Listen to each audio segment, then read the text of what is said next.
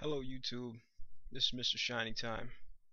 I haven't really had the urge to make a video in a long time. Um, I've kind of made some recordings on my computer just to get the thoughts out of my head, but I've never really posted them. I really haven't had the motivation. But I saw a video today that brought me out of my hiatus. This video was thought provoking. It was interesting.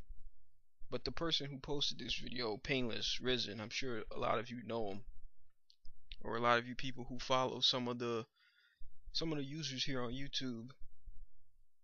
There's a community of a few hundred or so people who all know each other and all talk or whatever. And he posted an interesting video. I think the title of this video is uh, African Americans are a sorry group of people. Now this is a provocative title, and I think he made it that way probably to get attention. I don't know, to get more clicks. And I see where he's coming from in the video, but I disagree with his overall assessment, his overall uh, conclusion as to why the black community is in the shape it's in. And it is in trouble. It is a problem. It's on life support right now. There's no doubt about that. There are a lot of problems, a lot of issues that need to be addressed. But I don't think, quite captured what is really going on, what really is the problem, or at least, well, because there isn't any one particular um, cause for why we see high unemployment, high teen pregnancy, um, high illegitimacy, etc., etc., etc. I mean, we have like the perfect storm going on right now in the black community. There's a whole lot of issues that need to be addressed.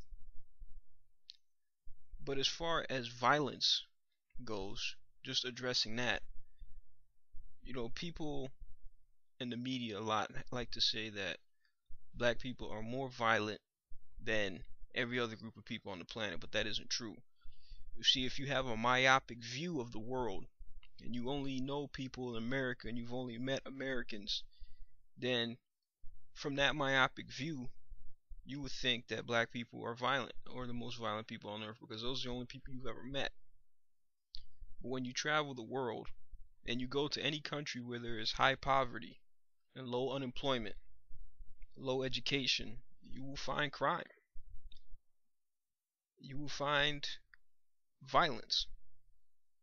It's not something that is unique to America or African Americans. This is a human phenomenon.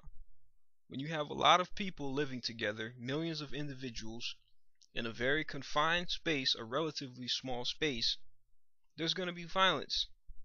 With these people have no jobs, no opportunities, no hope. What do you expect? What do you think is going to happen? You know, to understand the problems requires complex thinking. It's going to require going down deeper rather than the superficial element that a lot of people um, like to portray. A lot of people seem to think that there's one magic bullet, one magic pill that cures everything. If we could only do this, if we, all you need to do is just go to school, whatever, whatever. That's not gonna fix what is going on. To fix the problems in the black community is gonna require a gargantuan effort by a lot of people. I've said this in one of my videos a long time ago. What I stated was that in order to fix the problems we see, we're going to have to start with the kids in the elementary schools. Anyone who's in high school or older, it's already too late. If you're not on board now, if you don't have the understanding now, it's already too late. To fix the problems, you're going to have to start at the ground level and build a whole new mentality amongst the new generation. A whole new mentality, a whole new way of thinking and seeing themselves in this world. It has to start from the ground up. Try talking to the older generations, the people, anyone over 18, talking to them about change, it's pointless. It's already pointless. I would say anybody in high school and older is pointless, because by then you're pretty much set in your ways, your beliefs, your habits, and your uh, who you are is pretty much basically set in stone. It's the very young that we have to start to mold to see the world and see themselves in a different way. You know, if I had my way, if I were a dictator, I could fix the problems we see overnight. I really could. And there would be a whole lot of suffering. There would be a lot of pain. Oh, yeah, because that's what has to happen. There has to be a reset of the system. There has to be a reset of the mentality of millions and millions of people in order for progress to be made. You know, in China in the 1950s and 40s, during the era of Mao Zedong, China had close to a billion people, if not more than a billion people. And during the time of Mao Zedong, some of you may know him as Chairman Mao, the famous communist leader in China after World War II. China was for the most part still very rural. It wasn't very developed. It was uh, some might consider primitive, for lack of a better word. And this guy, Mao Zedong, came in and he wanted to modernize China. He took power and he wanted to bring China into the modern age. The problem was, but that there was still a lot of people in China who were clinging to the old ways. And Mao Zedong, however you may think of him, was a genius. The man was a genius. He modernized China. That is why there is a picture of Mao Zedong in the famous square in China, because he understood what was necessary to bring China into the future. And now look at China. Less than 100 years after Mao Zedong took power, China is now the second most powerful nation in the world, poised to be the first. But how did Mao Zedong accomplish this? He purged all the old ways. He essentially killed millions of people who had, in his opinion, the wrong mentality to modernize the country. They had to be wiped out. All the old ways were ripped down, burnt, and a new foundation put in place. He ordered millions of youths to go throughout the country and the countryside and tear down temples, anything that was considered to be a hindrance to the growth and to the modernization of China. Mao Zedong convinced those people to tear it down and destroy it, and to build something modern in its place. And a whole lot of people died. Millions upon millions of people starved to death and were killed in that brutal reign in order to forcefully bring the country into a modern era, to change their way of thinking. And for better or for worse, he accomplished what he wanted. And that is similar to what is going to have to happen here in the United States for a lot of us. If we are going to have a brighter future, if we are going to have some sort of growth, some sort of change in the way we think, then the old ways are going to have to be purged. And I hate to say it, but a lot of people are going to have to be purged as well. The fire burns down all the old growth trees so that new trees and new shrubs and new plants can grow in its place. And that's going to happen in America eventually. Revolution is a constant theme throughout history. The old ways are destroyed and new ways are put in its place. So if you want change, then prepare to suffer. If you want the mentality of people to change, then prepare to suffer. You know, years ago, decades ago, before probably anyone listening to this video was born, during the time of segregation in the United States, you couldn't just walk into a restaurant like Olive Garden if you were black and get served. You couldn't just go to the movie theaters and sit down and watch a movie if you were black. You couldn't just go down to the skating rink or the bank, and deposit your money if you were black. You couldn't just walk into the football stadium or the basketball arena and sit wherever you wanted. Hell, there weren't even any black people allowed on the teams.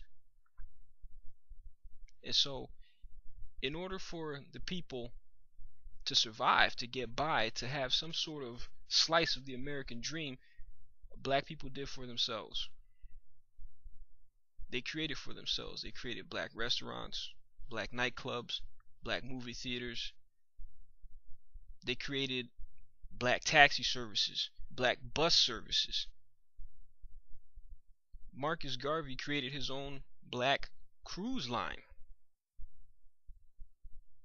so that black people could travel with some sort of dignity and respect if they wanted to go to the Caribbean or Africa or someplace else. But the things that Marcus Garvey talked about over 100 years ago, really almost 100 years ago, are the problems we're seeing today. Because we were duped. We were duped.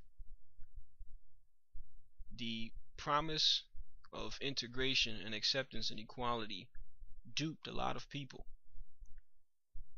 It duped the older generation.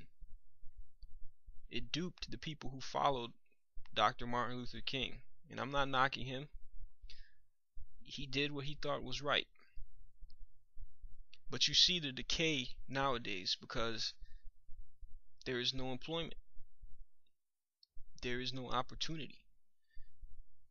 There is no hope. What are people going to do? And every day they add more and more black children to the population. Black children who are going to grow up into adulthood with not much waiting for them. So we have to think about the problems we face here in this country on a deeper level. And we have to think about our ways to solve these problems on a deeper level. We need new thinking. And I mean, I really don't see any other rational or logical way to bring about change than through some type of serious revolution, some type of serious overthrow of the status quo. Something has to change completely and radically for the mentality of the people to go in a different direction. If you've ever seen the movie, what is it called?